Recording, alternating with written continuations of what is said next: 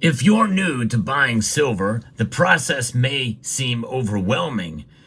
In this video, we're going to try to break down not only the different types of silver that there are to buy, but also where to make your purchase and how you can expose yourself to silver in different ways. Let's talk about it as we explore.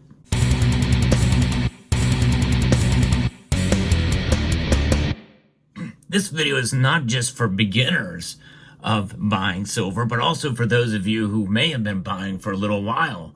It's always good to have a refresher as to how you can buy silver, the different ways that you can make that happen, and the different types of silver that you can buy. Now, when most of us think about buying silver, we automatically think about physical silver. Well, I'm going to get to that in a moment, but there are other ways to expose yourself to silver's price, and those are using exchange-traded products. And usually the biggest aspect of that is not only buying exposure to silver's price through exchange-traded funds, but also mining stocks and the like. There's many different ways to be able to invest in silver in that way by companies who produce it or make money from it. ETFs can grant you quick exposure to the precious metal, and there are many different options available. And there's many different companies that offer versions that are backed by physical silver at a 1-to-1 ratio. And there's others that have exposure to a sample of silver. But in the end, you're not really buying the physical metal. You're buying the exposure to the price of the metal. And there is a big difference.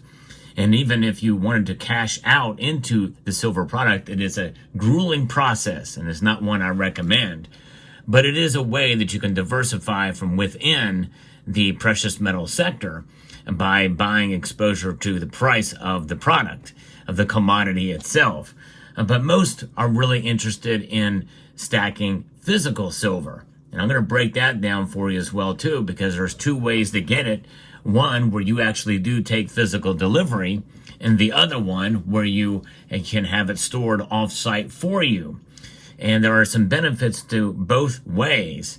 The one involves their counterparty risk, and that is the party that is storing the silver for you, and is not really recommended mostly by hardcore stackers out there, or those who want to actually take physical possession of it. But you have the benefit of it being guarded, and if it's a trustworthy company, well, there's other things that are in place to be able to protect your investment or your hedge against what so many of us feel is going on today with the dollar, that it's losing value, and most of us feel that silver will protect our value or protect our wealth. Then you can buy physical silver. Physical silver is what we most think of, and that can be bought from many different organizations. And I would encourage you to look around and shop around for the best deal out there. And we're going to talk about what is considered a good deal for silver. It just depends on the type that you buy. But many of these companies sell silver online. And the sponsor of this channel is Summit Metals. And they're a great resource for buying precious metals and offer a really competitive price. And you can go to summitmetals.com.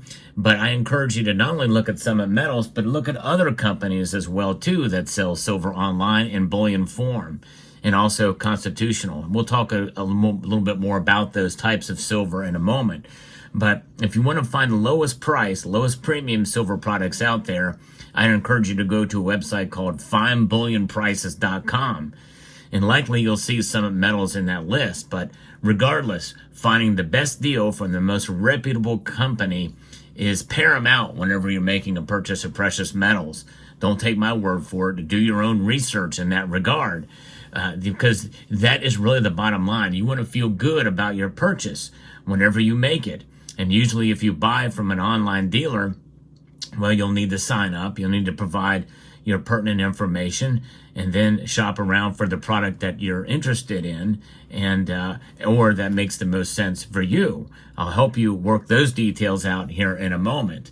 So that is the way you do it there. But that works much the same process when you're storing it off-site too, from companies that do offer that service, where you can buy the physical silver that you are interested in, and then they hold it for you for a fee. and usually the storage fees will you pay annually, but there is some counterparty risk. Buying silver to store in your home offers single party risk. You have to make sure that it is safe and secure in your home and that you yourself are safe and secure. I always encourage you to keep quiet about what the silver you do own. Keep it stored in a fire protected safe, and have an alarm system and guns and lots of bullets. Guns and lots of bullets and a security system to guard your silver. And be smart about the silver that you have in your home, because a single party risk of theft or burglary or robbery is very real. I know this from experience. So be extra careful for the silver that you buy, that you accumulate over the years, because it can be worth a lot of money. Now, whenever you're buying silver, you want to make sure that you're getting the type that is the most interest to you, that you feel comfortable with holding. And there's a lot of different styles and variations of silver out there in three basic categories. One is going to be coins. Coins is the most common form of silver, and this is the most common silver bullion coin in the world. This is the American Silver Eagle, and you're probably going to want to get some of these. But you're going to want to check for the premiums on these, because the premiums, which is the price that you pay above spot price is the market price of silver, and that's usually measured by what's known as bid and ask price. And the ask price is going to be the price that is the foundation from which you pay. Any price above that is going to be spot price. Now, ideally, bullion dealers online will list that spot price, but most of them list the combination of spot price and futures price, or futures price, which is usually higher. It's good to understand that whenever you're shopping around, because different dealers will list a different spot price. There's only a very few companies who list actual true spot price, Summit Metals being one of those, by the way. But coins is probably the most popular way to buy, and you can get coins from the United States of America, Canada. The Canadian maple leaf is the second most popular silver bullion coin that you can get out there. And there are others from the United Kingdom, even others like South Korea has even their version. But there's many nations out there. South Africa has others that they have. So coins, and then you have rounds, silver rounds. And this is a silver round that is literally round, like the name implies, but it is not associated with any country. It is a privately issued product. It may have copies of classic coin designs like this, the peace dollar here version of it, and this type of piece is a privately manufactured piece, and if there's no branding on it, then most of us refer to it as generic silver in versions like this. But they can come in many different variations and styles. This is an old classic prospector round. This is a newer prospector round that was issued by a bullion dealer. So there's a lot of different types and styles that you can choose from. And a lot of these can be had for a very good price at your local coin shop. A local coin shop is paramount to develop a relationship with. I would not just buy online. Find a coin shop in your area, in your city. If you do not have a coin shop in your town or close to where you live, drive to one. It is worth it. If you have to drive 50 miles to go to a local coin shop, it is worth it, because you want to see what they have as far as their selection and their pricing, and have a good relationship with them in case the worst happens with not being able to buy online for one reason or another. It's paramount and crucial to develop a relationship with a local coin shop that you can trust. And they need to be vetted, as well as online bullion dealers need to be vetted. In other words, you need to know the reputation. That's going to require some research on your end to be able to see who is reputable, who is not. I mentioned Summit Metals as the online dealer, but there's a lot of good, reputable bullion dealers out there. So just get to know all of the names. I'm going to list off a couple of names of ones that are reputable so you can do your own research. There's APMEX, SD Bullion, Monument Metals, JM Bullion, and just to name a few, Silver Gold Bull, Pinehurst, Silvertown. There's a lot out there. and some of them will have better deals than others. And you have to do your research. Maybe sign up for some of their email listings to see what kind of specials they may have on certain products. But when you buy, know what you're buying. So we've talked about silver coins. We talked about silver rounds. But as we go back to coins, there's a variation of coins that you can get that I refer to as better bullion. Some of them call them semi-numismatic, but numismatic is a very vague and all-encompassing term that pretty much measures everything that is related to coins or money in some form, or even that has some value and even tied, even loosely associated with it. So this is better bullion, and these tend to carry a bit higher premium. They have a capped mintage or a limited mintage, and that limited mintage may be a high enough number that it's not going to have too much of an effect on its price, but usually you will pay more for these. And these are essentially in an area that crosses over from being collectible and being just bullion, straight up bullion, in various different versions. And this is from the Comsco Mint in South Korea. And then you again, another Perth Mint product. The Perth Mint products that they have out there, varying different forms, from series of coins like the lunar series to having animals and the like, some birds like this wedge-tailed eagle. There's a lot of different variety that you can find there, and those are going to be a variation of coins that you can get that have a bit higher premium, and they fluctuate with the demand. And it's really getting into collectible coins. And that is another area that I don't really have an example of it here, but there are very, very high dollar collectible silver coins.